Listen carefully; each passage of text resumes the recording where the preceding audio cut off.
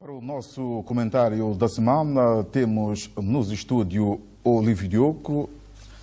Uma vez mais, boa noite. Boa noite, João. A eleição do novo Presidente do Supremo Tribunal de Justiça, Tribunal Constitucional, é uma notícia que também aqui marcou a semana, do seu ponto de vista. Sim, boa noite, Carlos, telespectadores.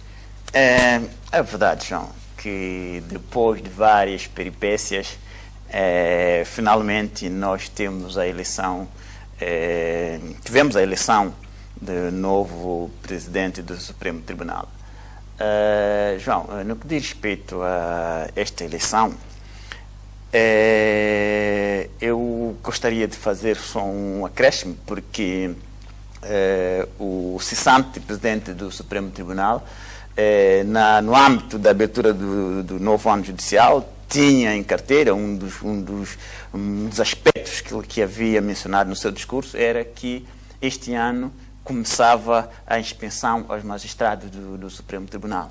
Portanto, eu espero que este novo presidente cumpra na íntegra este desiderato que é muito esperado pelo povo santomense. Portanto, isto é realmente uma das notícias. Ainda neste âmbito, é preciso dizer que a reforma da justiça, que tanto se aclama, eu tenho conhecimentos que há um grupo de santomenses, de pessoas a trabalhar para a reforma, já entregou o documento à Ministra da Justiça. É preciso que a Ministra realmente envie esforços para pôr em ação a questão da reforma da Justiça. Para o seu ponto de vista, em termos, qual é o cenário político atualmente, do seu ponto de vista? Bom, o cenário político agora é preciso referir alguns aspectos algumas ações que aconteceram ao longo dessas 2 semanas. A primeira delas prende-se com o regresso do ADI à Assembleia. Os deputados da ADI voltaram à Assembleia.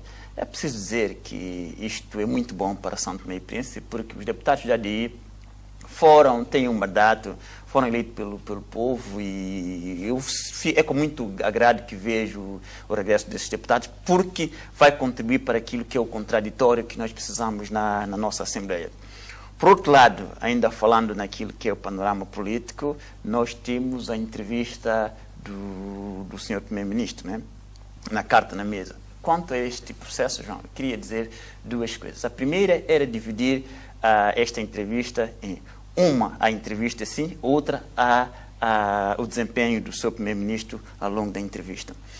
Bom, no que diz respeito à entrevista, temos o regresso da São Lima, e nós não podemos fazer memória curta para nos lembrarmos que o ADI havia impedido a São Lima de nos brindar com este tipo de entrevista que nós vimos.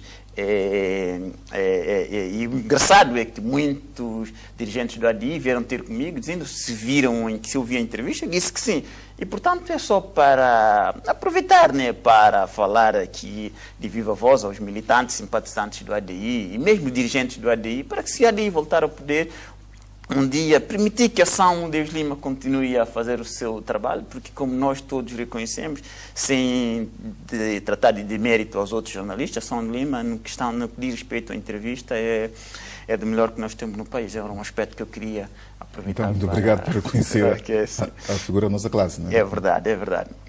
João, a outra questão, que era a segunda parte da análise daquilo que foi o desempenho do Primeiro-Ministro, eu dividi-lo em 2 partes.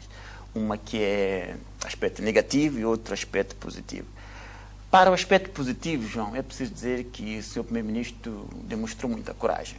Muita coragem para alguém que está a dirigir um governo que 100 dias e vir para a comunicação social, uma entrevista com a São Deus Lima, é preciso muita coragem. Por outro lado, o Sr. Primeiro-Ministro demonstrou que é uma pessoa que é honesta, que está transparente, que está abnegado a fazer tudo que está ao seu encalço para realmente levar Santo Tomé e Príncipe ao Porto.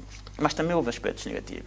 Houve 2 aspectos negativos que eu não poderia deixar de frisar. O primeiro deles é que o seu Primeiro-Ministro não conseguiu demonstrar aos santomenses como é que vai mobilizar recursos para financiar o seu programa de governo. E, por outro lado, o seu Primeiro-Ministro não nos conseguiu mostrar ações concretas que ele vai levar a cabo para atingir aquilo que está no seu programa de governo. Mas essa entrevista do seu primeiro-ministro, João, tem alguns aspectos que é preciso continuar a falar. Um deles tem a ver com o facto do seu primeiro-ministro, quando foi entrevistado sobre o ministro da Juventude, o seu primeiro-ministro ter dito, e bem, né, que os ministros são responsáveis pelas ações dos seus ministérios. Mas eu queria dizer um aspecto quanto a isso, que para mim é importante, é que os ministros são responsáveis pela sua direção, mas toda a responsabilidade deste governo recai sobre o primeiro-ministro. Eu queria aproveitar para dizer o seguinte ao senhor primeiro-ministro, é que no dia 28 de março, João, é uma data que ficou marcada na minha cabeça, dia 28 de março, o vice-presidente do PCD, senhor Delfim Neves, e o vice-presidente do MLSTP, José Viegas, deram uma entrevista em que diziam que tinham o seu primeiro-ministro contava com todo o apoio do PCD e todo o apoio do MLSTP. E, portanto, o seu primeiro-ministro tem todo o apoio e diziam mais que não havia divergência, diziam que não havia pressão. Portanto, isto para dizer que o seu primeiro-ministro deve tomar todas as ações. E caso haja ministros que não estejam a cumprir aquilo que é o programa do seu primeiro-ministro, esse ministro é afastado.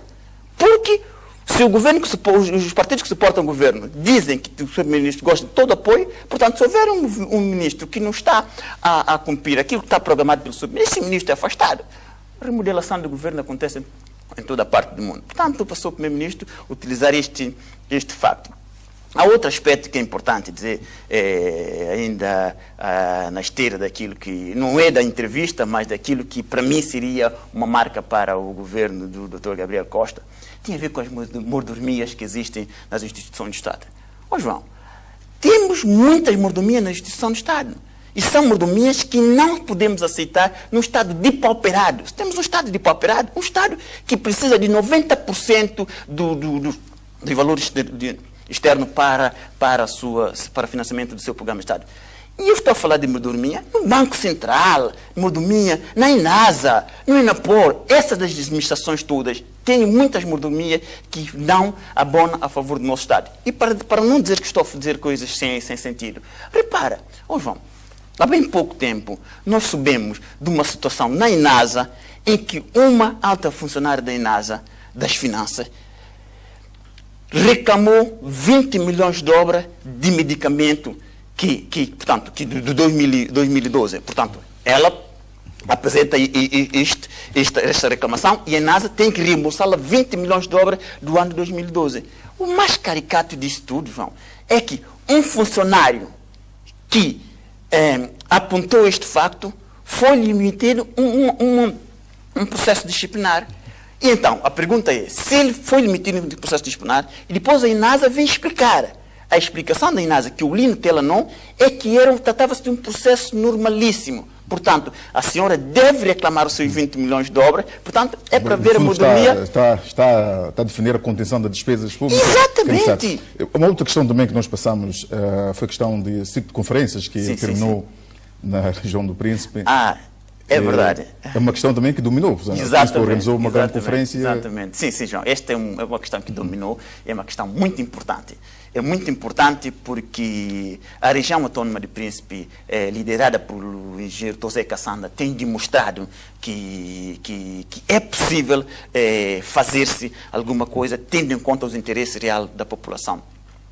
É preciso dizer que no Príncipe, eles criaram aquilo que é o MPP, União Movimento para a Mudança e Progresso do Príncipe. Portanto, naquela união convergiram todos os partidos políticos, com exceção do MLSTP. Mas mesmo aqueles que são do MLSTP, que não fazem parte da união, vêm para o Parlamento de São Tomé, se dizem, defendem todos os interesses do Príncipe. E mais, eles criaram esta conferência onde chamaram individualidades como, veja, o Dr. Rafael Branco, Flint Costa Alegre, Dr. Alda Bandeira, o Dr. Rafael Branco, o Dr. do ADI, como é que ele se chama? Desculpe, Agostinho Fernandes, para demonstrar que são atores para congregar uma ideia